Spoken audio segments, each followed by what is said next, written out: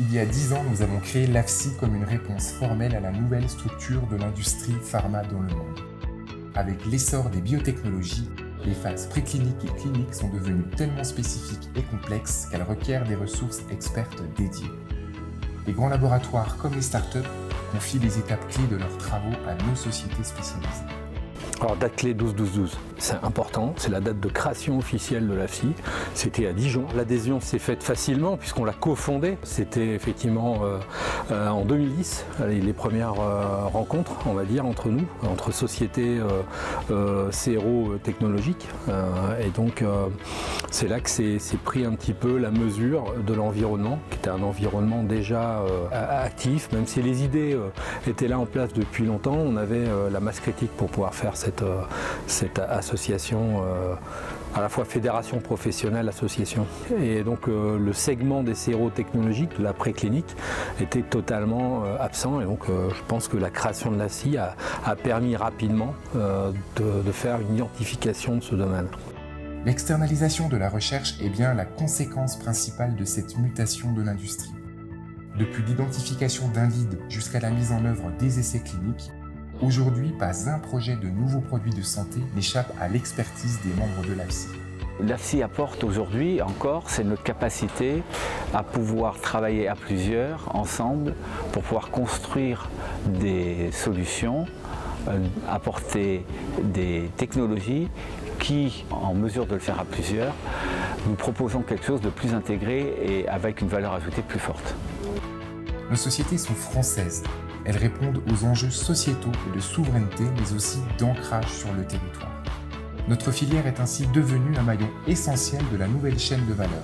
Principal support de terrain de l'innovation santé, l'AFSI représente le premier pôle de recherche et développement préclinique en France, cumulant 10 000 emplois de haut niveau et 1 milliard d'euros de chiffre d'affaires, avec un potentiel de 300 sociétés.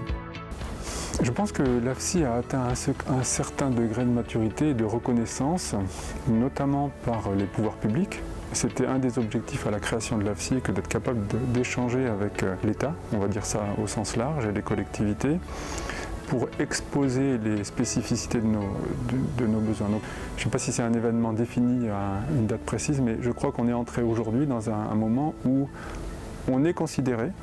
Et donc, effectivement, on n'a plus à justifier qu'on existe, on est considéré et on est en mesure de pouvoir vraiment participer à des discussions, faire des propositions et c'est ce qu'on demande.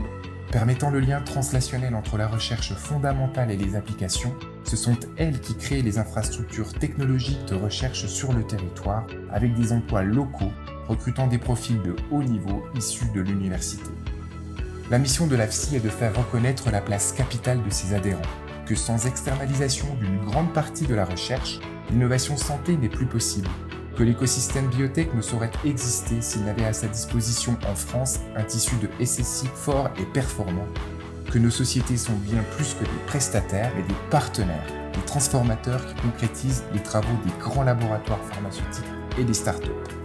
Alors qu'est-ce qu'on attend de l'AFSI pour le futur? Je dirais continuer à s'affirmer. Je pense qu'on n'a plus à se justifier sur voilà, qui on est, ce qu'on apporte. Donc il faut vraiment, je dirais qu'on continue dans cette voie-là.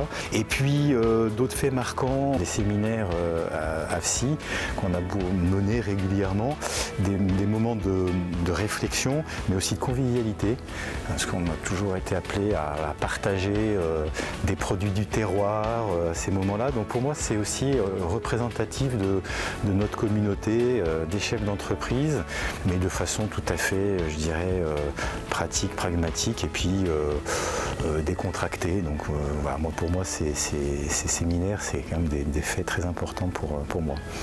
Le pilier de l'innovation santé en France.